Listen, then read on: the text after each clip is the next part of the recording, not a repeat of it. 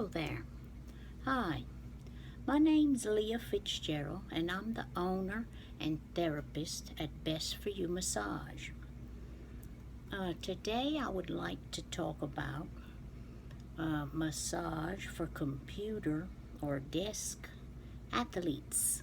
Yes, I have a lot of clients who come in who have desk jobs, do computer work, talking on telephones. They'll do this job right here all day long, speaking on the phone. It's very helpful to get a headset or use your speaker on your phone if it's in an area you can be confidential in. But yes, desk work and computer work is very hard on the body, particularly the head, the neck, the traps, the shoulder girdle, the shoulder blades, and pretty much the whole body, because it's a sedentary activity. I mean, even though you're moving and you may be talking or typing, um, you're still not getting that activity that your body really needs. There are actually studies recently I've read where actual sitting actually decreases the kidney function, and this is more of it. It's a higher percentage of decrease in kidney function for females. They're not sure why, but it's a significantly higher decrease in kidney function for females as compared to males, which still have some. It's not They're not exempt from it. It's not good for either sex, but it's harder on the female body to sit for hours. Your kidney function will diminish, which means your kidney's not working as well. Your body's not filtering out toxins. You're going to have a lot of swelling and other health issues that become involved with decreased kidney function, inflammation, inactivity.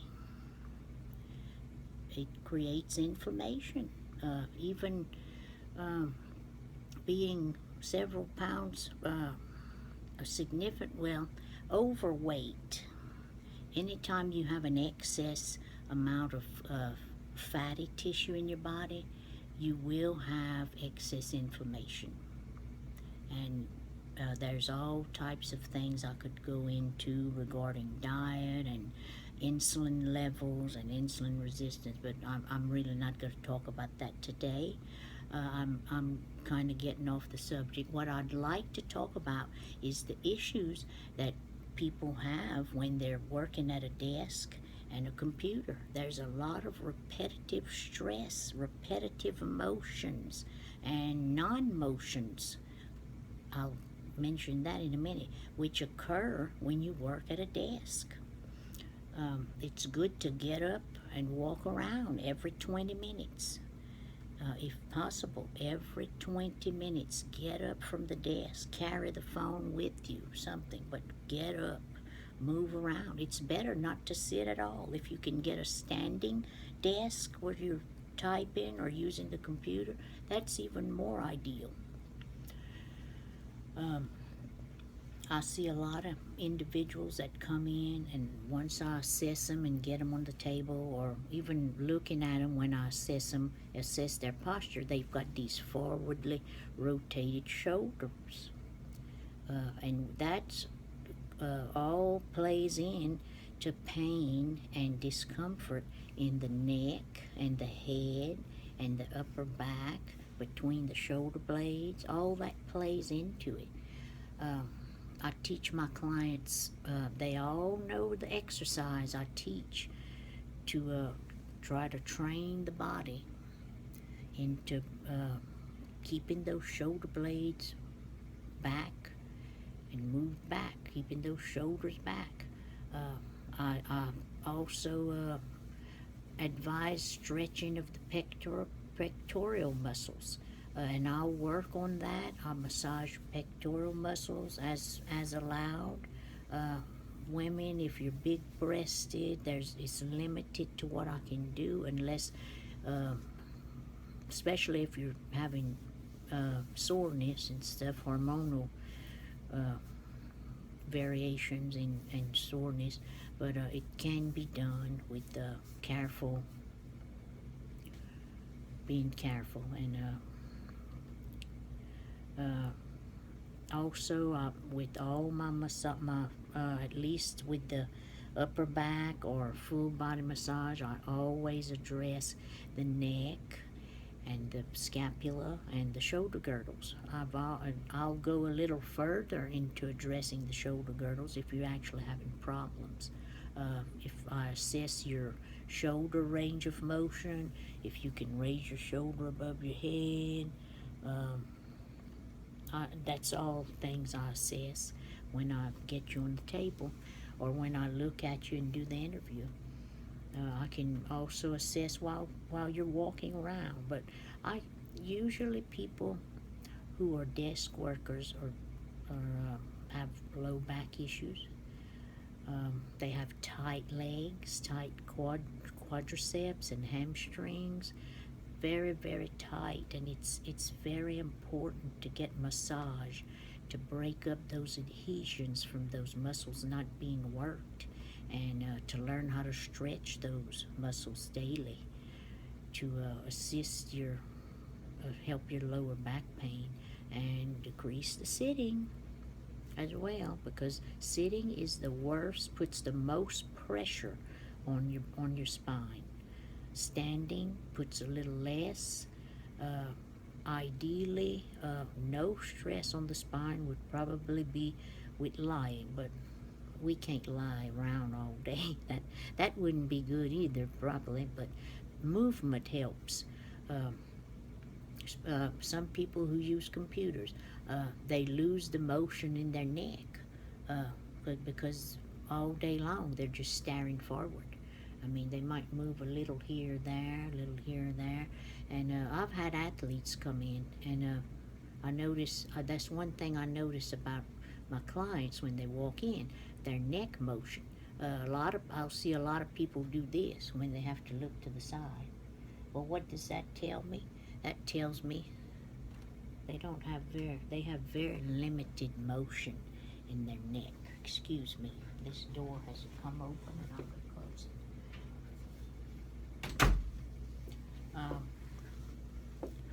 There's a lot that I can do about that. I'll usually do some neuromuscular facilitation massage and exercises on the table. I will also massage and loosen up tight SCMs, sternocleidomastoid, which is the big muscle that runs right in here. Here's mine right here, and I'll massage that. It starts from the mastoid process, and it splits into two once it goes down here. It'll attach to the manubrium of the sternum, top part of the sternum, and the other head will attach to the clavicle. They play a lot into the movement of the head. This set of muscles will help turn the head the opposite direction. Same on this one. The right will help turn you to the left. That's their function. Well, when they're stiff and they have trigger points and they're not getting used, they lose their flexibility and their motion. Also, you lose the motion in your joints on your vertebrae. I mean, the muscles help move vertebrae around, and if you're always looking this way, you lose that motion. It is true. If you don't use it, you lose it. That's true. At any cost, if whatever you don't use, you will lose it. I'll deal with this with my clients by massage and different modalities, and I also try to make them mindful of using get used to using the head, the neck. You know, instead of turning like this, if you want to sit to the right, don't do that. Look, make yourself look. Turn. Use those neck muscles. And then you get, it'll help. The stiffness in your neck, the pain back here, the headaches will get a lot better. There's a lot that you can, the body can guard. If the body sees this hurts, well, it'll guard that area. But if you don't say, hey, no, I can turn my head, rather than do, oh, this every time you have to turn, you know. I've seen athletes, how can you chase a ball around, or play baseball or anything, if you're unable to fully turn your head? That puts you at a disadvantage. You can't even see behind you if you can't turn your head. You have to twist your body.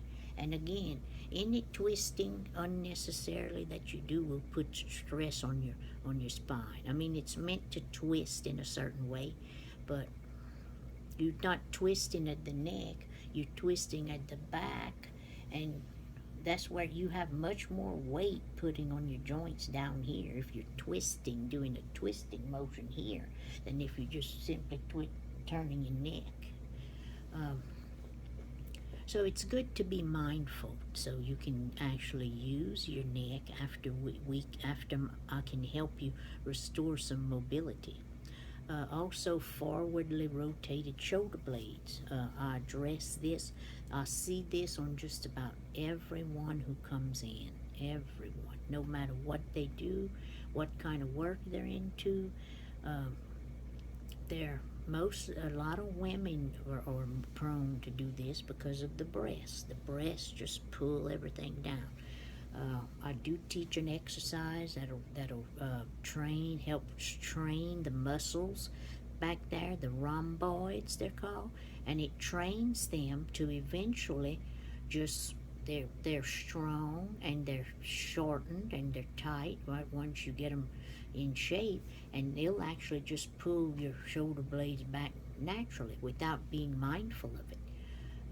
And I teach that to my clients. I teach stretches they can do.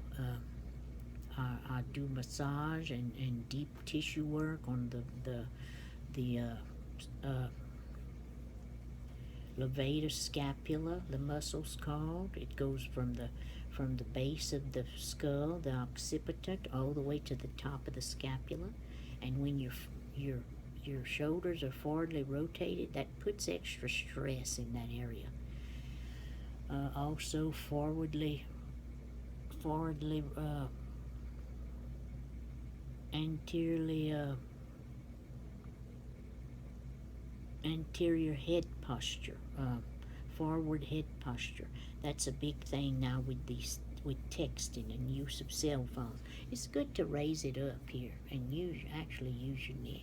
And I teach exercises to diminish that and help you. And I stretch and work on muscles that I feel are tight. I'll always include the scalenes. I'll do work on the scalenes, which are muscles that attach to your they all attach to your vertebrae. A couple of them attach to the rib, the first or second rib, depending on your anatomy.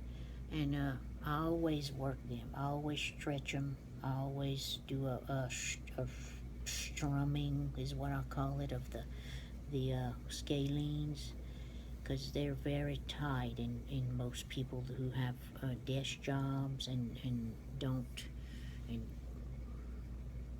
don't move around too much. Like I said, take breaks. Get up every 20 minutes or so. Do walking. Walking is best. Stretching with you while you're walking is even better. Go outside. Relax a little while. Even if you're not a smoker, go out. Nature has a way of relaxing the body, the mind and body. There are certain vibrations that occur outdoors that are good for the body. Energy. positive energy. Um, but yes, I see lots of shoulder blade issues, lots of shoulder mobility issues in my clients, and I work with that on a daily basis. Uh, Tight chest muscles. I'll teach a stretch. There's simple stretches you can do, and that the tight chest muscles can sometimes pull the shoulders rotated forward. I can massage all this, loosen every up, and break up the adhesions, and then you're able to stretch them properly. If you don't use your muscles, they become adhesed, and if you try to stretch, uh, you might get some stretch in, but not. It's not if they're already adhesed and the fascia needs to be addressed and it's tight. The fascia is like a cellophane wrapping, and every muscle has a cellophane wrapping around it, uh, and it becomes stuck. They stick to each other, and you don't have proper movement. I can assess a body and feel, well, this person moves, this person works out, or I can assess the muscles and condition of the fascia and the uh, the adhesive qualities of the muscles. I can say, I can just tell right away if this person is active or sedentary. It makes a big difference. It really does. And when you're active, um, you can still have issues. You have tightness, and this muscle's tight, and this one's over strengthened, and this one's under strengthened. This one needs stretching, but usually the fascia and the muscles will move. I can feel the muscles when I massage, and I can feel them moving amongst each other. If they don't move, you have problems. You have problems with mobility, I can assure you, and that happens on the upper body. It happens in the neck. It happens all over. That really does. I also incorporate some neck stretches when I do massage. Um, Lots of people find them very soothing. Uh, of course, if you have neck injuries or hardware, of course, I know you're limited in your motion. That some of that is very contraindicated. But I usually do a thorough uh, assessment before I start your massage, with your surgical history, whatever injuries you've had in the past, such things like that. Also, when you're working at a computer and you're using a mouse a lot, you can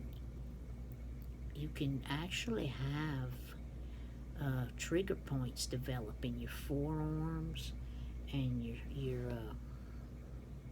both the flexor part of your forearms in these muscles, as well as the extensor. Adhesions can form and trigger points can form because you're moving them, but you're doing the same thing over and over and over on a daily basis. This can cause hand numbness. It can cause hand swelling. It can cause wrist pain, finger pain. Uh, those trigger points the trigger points can refer downward, but they can also refer upward. Yes, and that's for any part of the body. If you're having a pain in your neck, I'm gonna assess all the muscles down here, because there may be muscles in other areas that are causing this pain up here. Uh, it's like detective work. I love it. I really love it. I thrive on it, and I love to make people feel better. I love it when I get a client in and the client can't raise their shoulder but this high, but 2 or 3 sessions, they're like this, no problems. Uh, Unless they have some kind of structural problem or really bad injury. But from not using the body, massage can help with that. It can help greatly get you moving again, get you more mobile, decrease all those aches and pains you're having. Um, there's lots and lots of things that working at a desk and doing computer work and talking on the phone, it all causes a lot of muscle problems, um, posture problems, and it can all be addressed with massage and some homework, some self-care homework and mindfulness.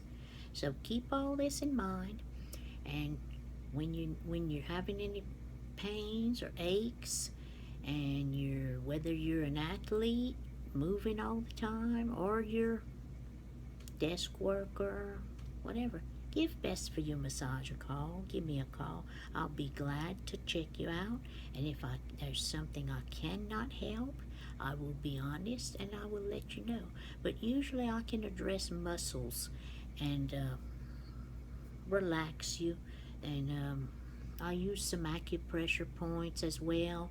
Uh, I also massage to the back, which stimulates the parasympathetic nervous system, which causes total body relaxation. Uh, and there's just lots of things that you can do for yourself, and massage is one of them. You don't need to be a massage junkie. You don't have to come in every day, every 2 or 3 times a week with certain techniques and my assessment and your homework that I'll tell you to do to improve yourself.